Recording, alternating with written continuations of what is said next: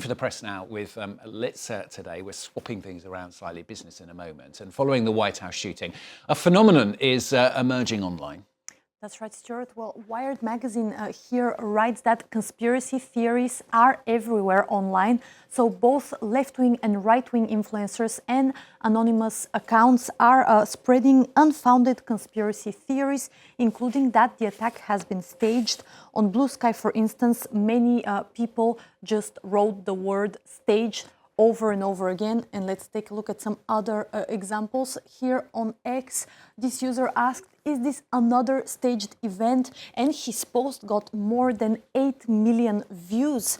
And again, on X, right-wing influencer Sam Parker is focusing on White House Press Secretary Caroline Leavitt because right before the attack, she said, quote, shots will be fired ahead of the dinner. But she was talking about some jokes that Trump was supposed to deliver.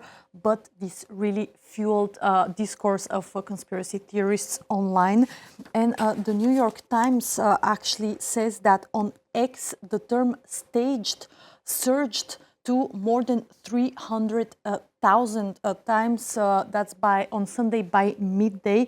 And the paper says that the conspiracy theories coming from across the political spectrum were used to fill an information void. So the paper interviewed an expert who explains that people are reshaping reality based on what they think, and they're looking for information that confirms their pre-existing beliefs, and they're also looking for that information fast before scientists and credible sources could deliver it to the audiences. Going to talk about some culture now. Michael Jackson's biopic, debuting with almost $100 million in North America alone, could make more than $200 million internationally. What are the papers saying about this thing? Yeah, well, Vanity Fair here reports that before the film went into production, at least 5 boys have credibly and publicly accused the late superstar of sexually abusing them when they were between the ages of 7 and 12. And Vanity Fair says that this did not stop the huge interest in the film, and it proves that no man has ever been truly cancelled. It also spoke to filmmaker Dan Reeds, who explains it with the fact that, quote, literally people just don't care. And the HuffPost here asks whether Michael Jackson is simply untouchable. The paper explains that the singer lived in the pre-Me Too era and the time when, quote, silence was golden. And HuffPost says that the film was supposed to end with one of the most shameful moments for Jackson's career, and that's when investigators arrived at his ranch in 1993.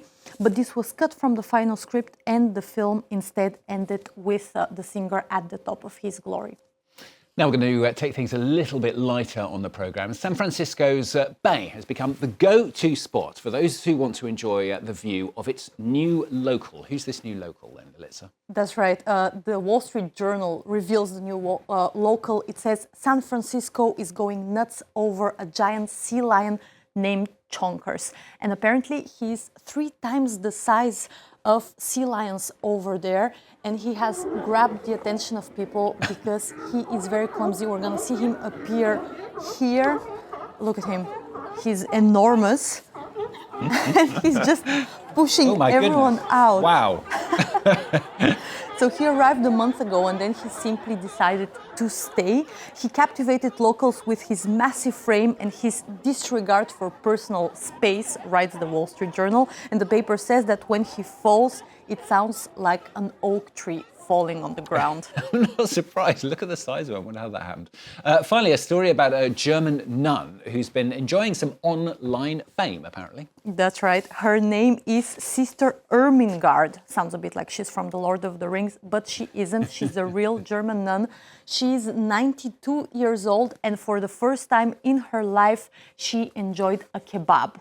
And she was filmed by people from her monastery, and the video racked more than 5 million views online. And this is actually in efforts by the monastery to kind of demystify the life of nuns and to make religion more accessible to Gen Z viewers.